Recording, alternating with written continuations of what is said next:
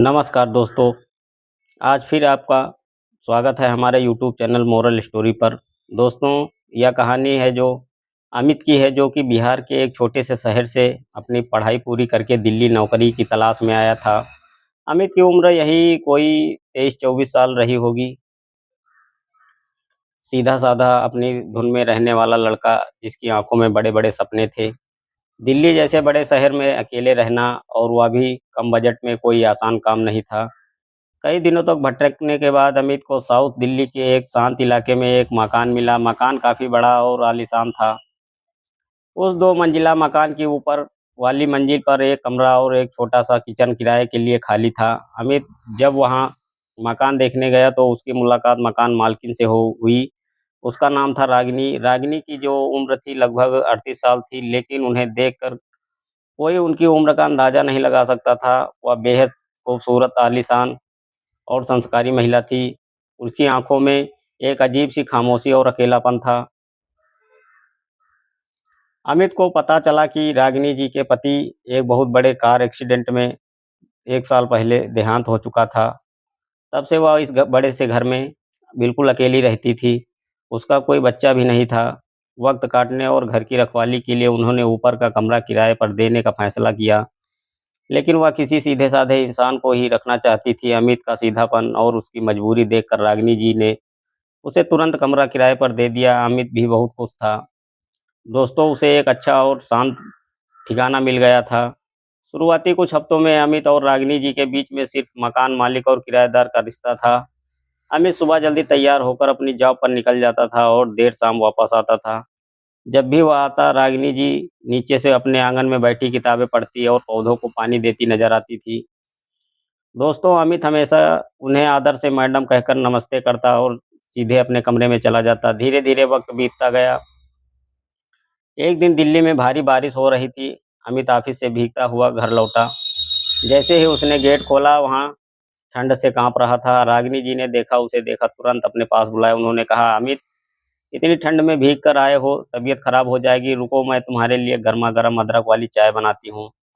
अमित ने हिचकिचाते हुए मना करना चाहा, लेकिन रागिनी जी की ममतामयी और आत्मीय आवाज़ को वह टाल नहीं सका।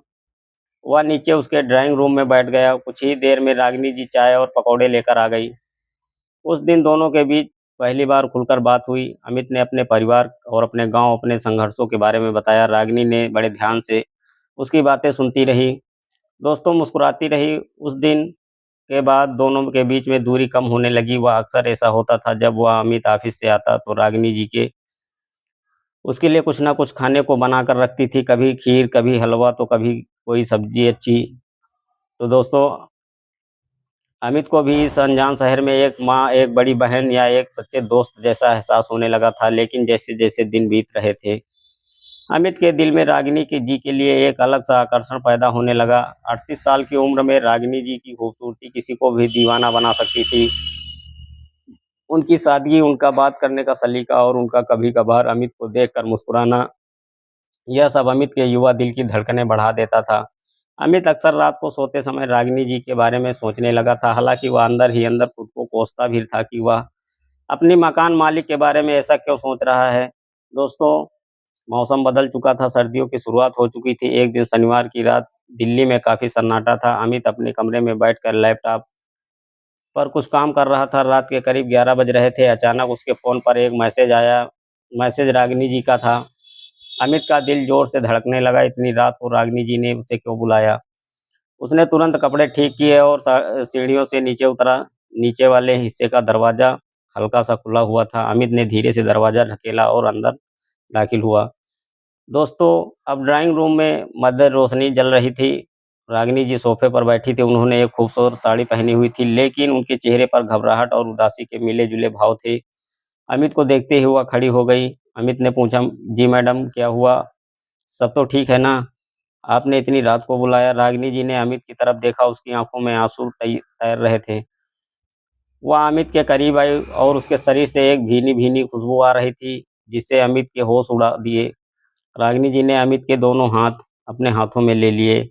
अमित की धड़कनें अब उतनी तेज हो गई थी, शायद रागिनी जी उसे सुन सकती थी। रागिनी जी ने बेहद धीमी आवाज़ और काँपती हुई आवाज़ में कहा, "अमित, बस एक बार उसके बाद मैं तुम्हें कभी परेशान नहीं करूँगी और ना ही कभी कुछ माँगूँगी।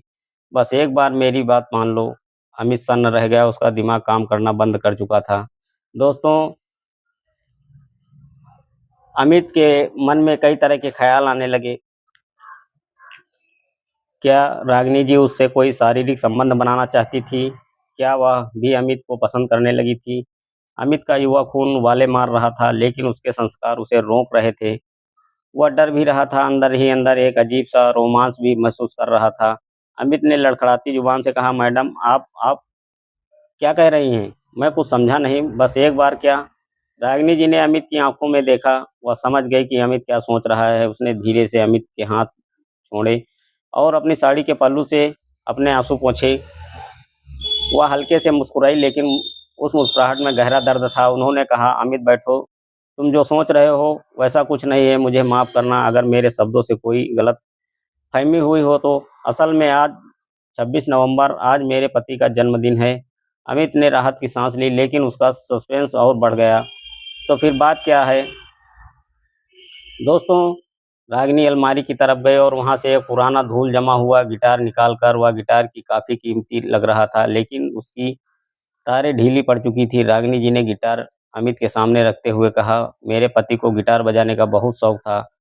हर साल अपने जन्मदिन पर वह मेरे लिए एक कुछ खास गाना गाते थे। पल पल दिल के पास तुम रहती हो। उसके जाने के बाद यह घर बिल्कुल खामोश हो गया। मैंने इस गिटार को कभी हाथ नहीं लगाया, लेकिन आज ना जाने मुझे क्यों उनकी याद आ रही है। मेरा दिल बुरी तरह रो रहा है। उन्होंने अमित की तरफ देखा और कहा, मैंने एक दिन तुम्हें अपने कमरे में गिटार बजाते और गुनगुनाते सुना था। तुम्हारी आवाज़ और गिटार बजाने का अंदाज काफ़ी हद तक उनसे मिलता-जुलता है, इसलिए मैंने हिम्मत करके तुम्हें इतनी रात को बुलाया है।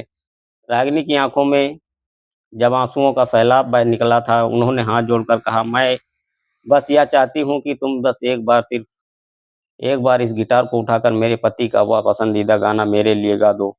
बस एक बार मुझे ऐसा महसूस करा दो, मैं अकेली नहीं हूँ। मेरा कोई अपना मेरे पास है। इसके बाद मैं तुम्हें कभी जिद नहीं करूँगी। प्लीज़ अमित। दोस्तों, अमित रागिनी की यह बात सुनकर अवाक रह गया और वह खुद पर शर्मिंदा था कि कुछ देर पहले वह क्या सोच रहा था। रागिनी जी के पवित्र दुःख और अकेलेपन के सामने अमित को का हर ख़्याल का फूट गया। उसके दिल में रागिनी जी के लिए सम्मान और ज़्यादा बढ़ गया। अमित ने बिना कुछ कहे गिटार उठाया, उसकी तारों के थोड़ा ट्यून किया। रागिनी जी सोफ़े पर आँखें बंद करके बैठ गई। अमित ने गिटार पर अपनी उँगलियाँ घुमाई और एक खूबसूरत धुन हवा में तैरने लगी। फिर अमित ने अपनी मखमली आवाज़ में गाना शुरू किया। दोस्तों, जैसे ही अमित ने गाना शुरू किया, रागिनी जी के चेहरे पर एक अजीब-सा सुकून आ गया। उसकी बंद बंद आँखों में आँसू बहने लगे, लेकिन इस बार दर्द के नहीं, बल्कि यादों के सुकून के आँसू थे।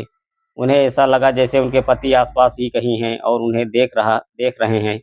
अमित ने पूरे दिल से अपनी पूरी भावनाओं को झोंक कर वह गाना पूरा किया। गाना खत्म होने के बाद कमरे में कुछ देर के लिए गहरा सन्नाटा छा गया। रागिनी जी ने धीरे से अपनी आँखें खोली और उसके चेहरे पर भारीपन अब गायब हो चुका था। वह खड़ी हुई और अमित के सिर पर हाथ रखकर आशीर्वाद दिया। उन्होंने कहा, थैंक यू अमित।